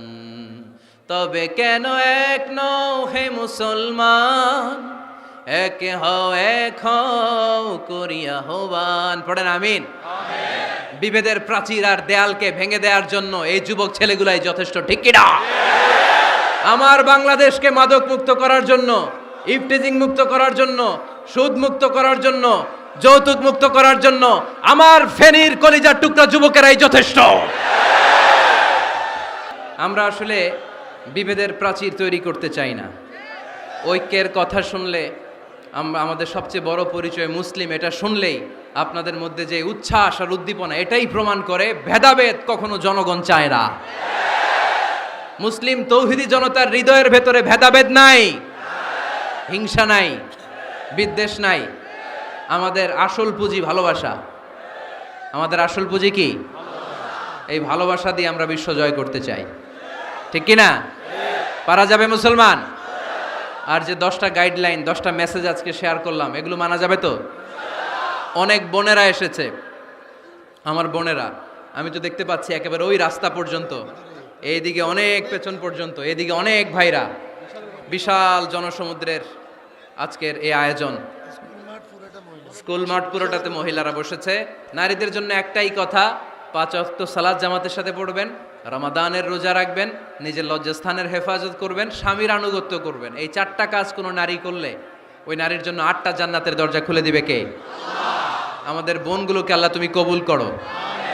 আমার কলিজার টুকরা ফেনীর যুবক ছেলেদেরকে আল্লাহ তুমি সৈয়দনা উমরে ফারুকের মতো কবুল করো, সৈয়দনা হামজার মতো তুমি কবুল করো, খাব্বাব খুবাইবের মতো ইসলামের বীর সেনানী হিসেবে কবুল করে নাও।